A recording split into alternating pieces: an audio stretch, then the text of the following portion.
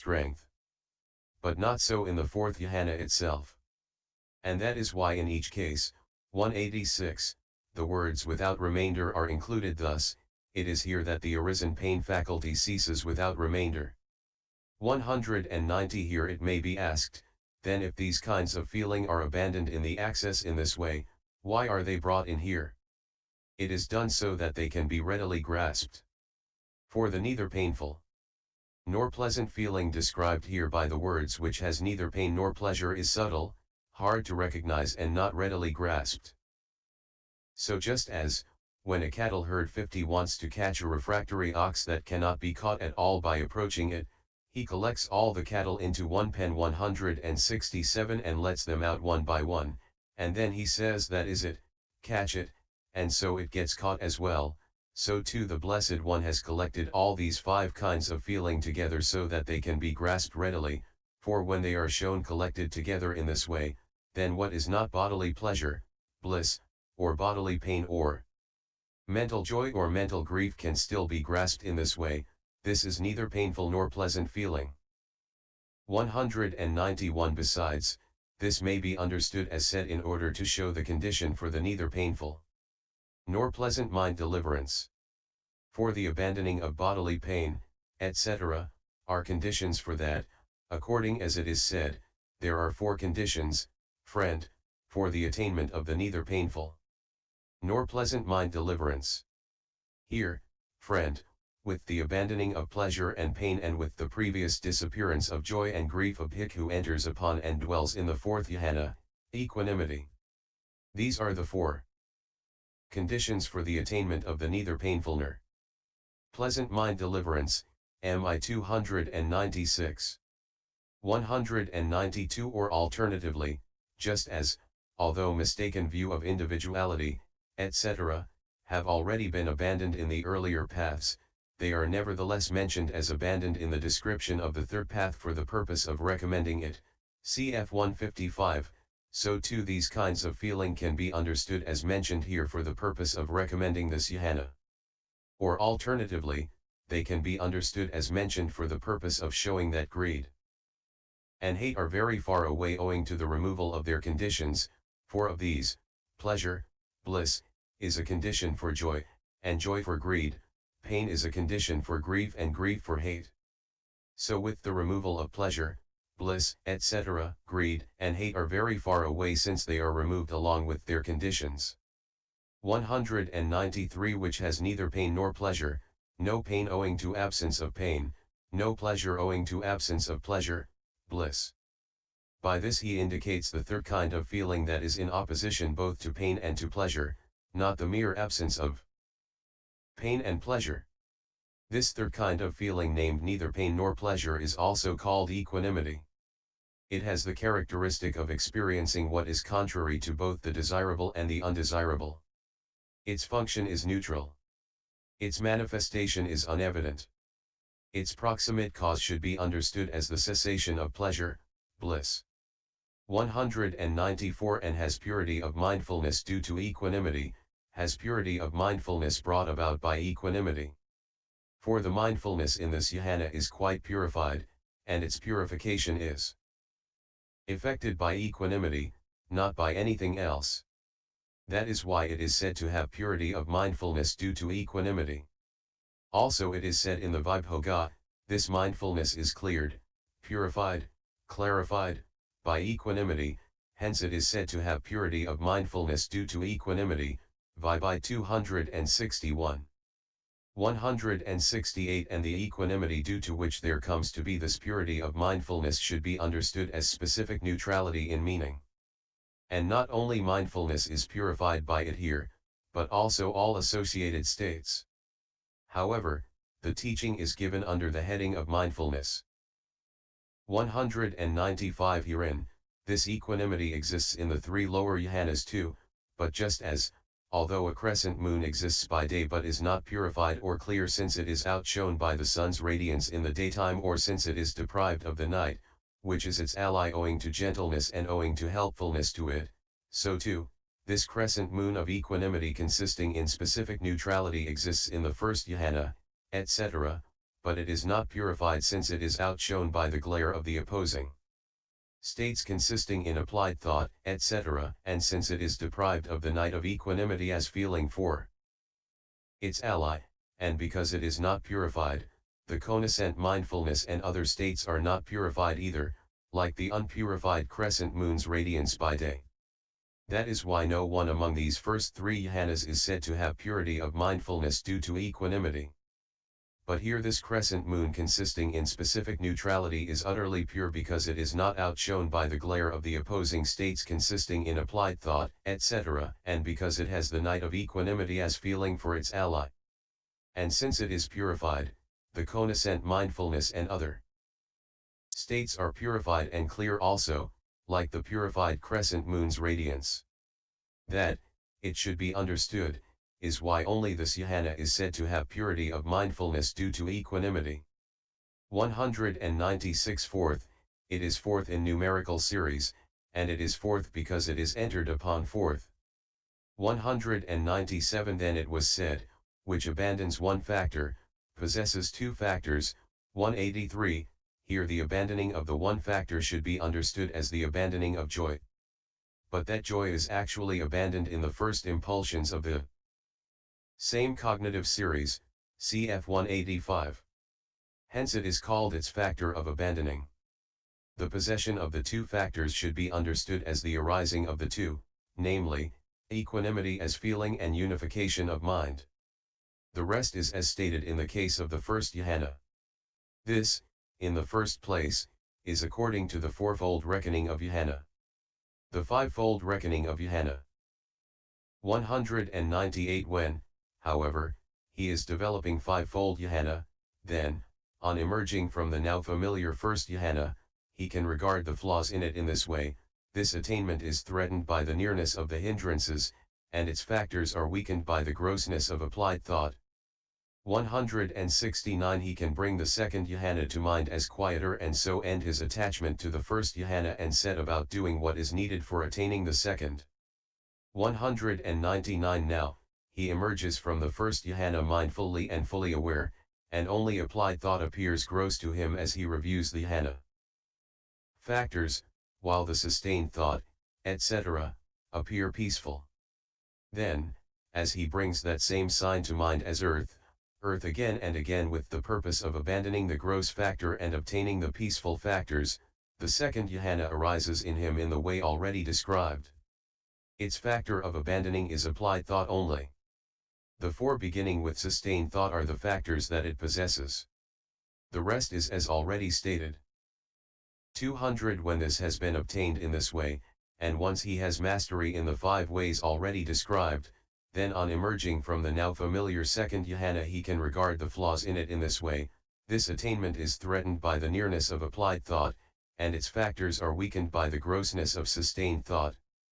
He can bring the third jhana to mind as quieter and so end his attachment to the second jhana and set about doing what is needed for attaining the third. 201 Now, he emerges from the second jhana mindfully and fully aware, only sustained thought appears gross to him as he reviews the jhana factors, while happiness, etc., appear peaceful. Then, as he brings that same sign to mind as earth again and again with the purpose of abandoning the gross factor and obtaining the peaceful factors, the third jhana arises in him in the way already described. Its factor of abandoning is sustained thought only. The three beginning with happiness, as in the second jhana in the fourfold reckoning, are the factors that it possesses. The rest is as already stated. 202 So that which is the second in the fourfold reckoning becomes the second and third in the fivefold reckoning by being divided into two. And those which are the third and fourth in the former reckoning become the fourth and fifth in this reckoning. The first remains the first in each case. The fourth chapter, called The Description of the Earth KASIÓA in the treatise on the development of concentration in the path of purification, composed for the purpose of gladdening good people. Notes.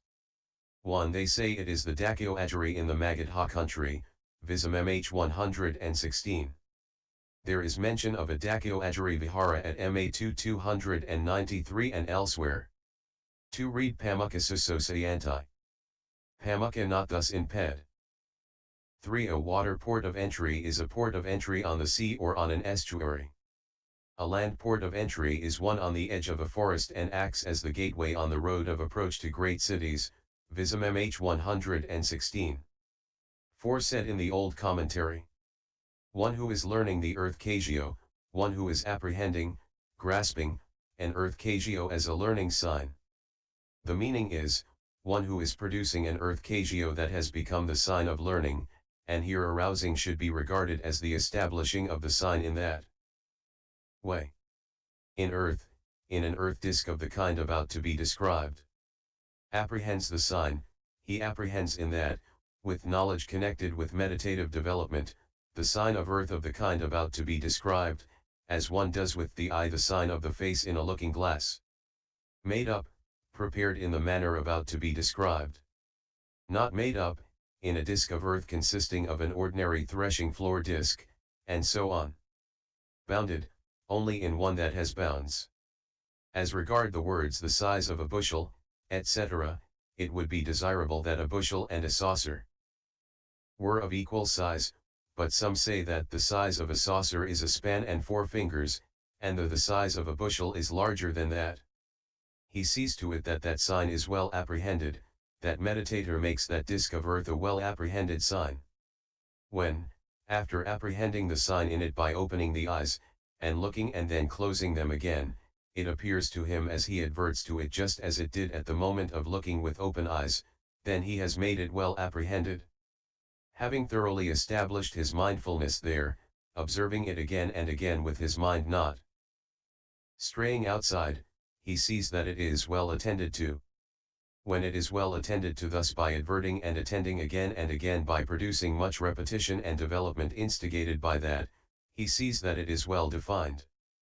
To that object called earth KASIÓA, which has appeared rightly owing to its having been well apprehended. He anchors his mind, by bringing his own mind to access Jhana he anchors it, keeps it from other objects, Vism MH 119. 5. Yoga, equals river, is the name for the Ganges in India and for the Mahavali Yoga, Sri Lanka's principal river.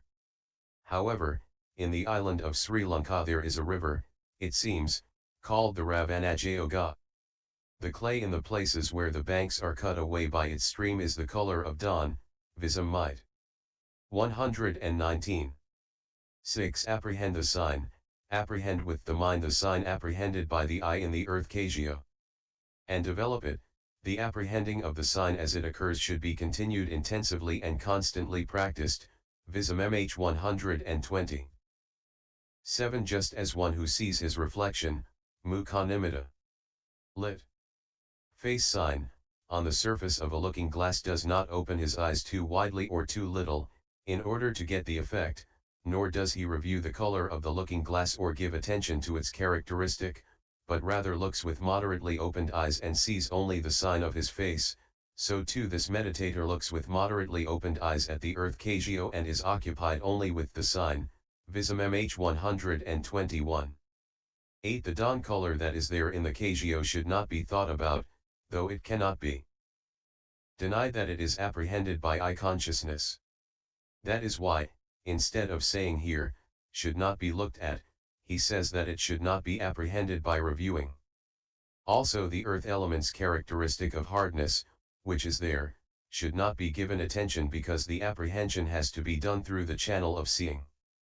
And after saying, while not ignoring the color he said, relegating the color to the position of a property of the physical support, showing that here the concern is not with the color, which is the channel, but rather that this color should be treated as an accessory of the physical support.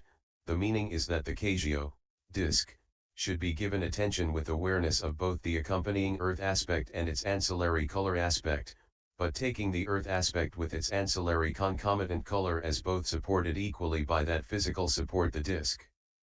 On the concept as the mental datum, since that is what is outstanding, the term of ordinary usage earth, Prithvi, as applied to earth with its accessories, since the prominence of its individual effect is due to outstandingness of the earth element, setting the mind on that mental datum consisting of a name-concept, panatidama. The KASIÓA should be given attention as earth, earth. If the mind is to be set on a mere concept by means of a term of common usage, ought earth to be given attention by means of different names, it can be. What is wrong? It is to show that that is done, he said, Mahi, Medini, and so on, Visam MH 122. 9 comes into focus, becomes the resort of mind or impulsion, Visam MH 122. 10 Why should he not? If, after the learning sign was produced, he went on developing it by looking at the disk of the earth, there would be no arising of the counterpart sign, Visam MH 122.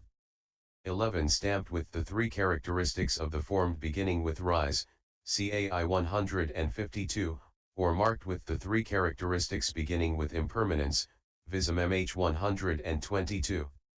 12 If it is not like that, is not possessed of color, etc., then how is it the object of jhana? It is.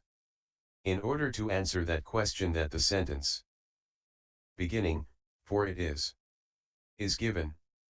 Born of the perception, produced by the perception during development, simply born from the perception during development. Since there is no arising from anywhere of what has no individual essence, he therefore said, being the mere mode of appearance, Visam MH 122. CCH 8, and 11. 13 Bhava Yoga, Life Continuum, lit. Constituent of becoming, and Javana, impulsion, are first mentioned in this work at I.57, CN 16, this is the second mention. The cognitive series, Siddhavitha, so extensively used here is unknown as such. In the Piyakas, perhaps the seed from which it sprang may exist in, say, such passages as, due to I and to visible data I consciousness arises. The coincidence of the 3 is contact. With contact as condition there is feeling. What he feels he perceives. What he perceives he thinks about for. What he thinks about he diversifies by means of craving, pride, and false view. Due to mind and to mental data. MI 111. And, is the I permanent or impermanent? Are visible objects permanent or impermanent? Is the mind permanent or impermanent? Are mental data? Is mind consciousness? Is mind contact? Is any feeling, any perception, any formation, any consciousness, that arises with mind contact as condition permanent or impermanent? M3 279. And, these 5 faculties of I, etc., each with its separate objective field and no one of them experiencing as its objective field the province of any other, have mind as their refuge, and mind experiences their provinces as its objective field, MI 295. This treatment of consciousness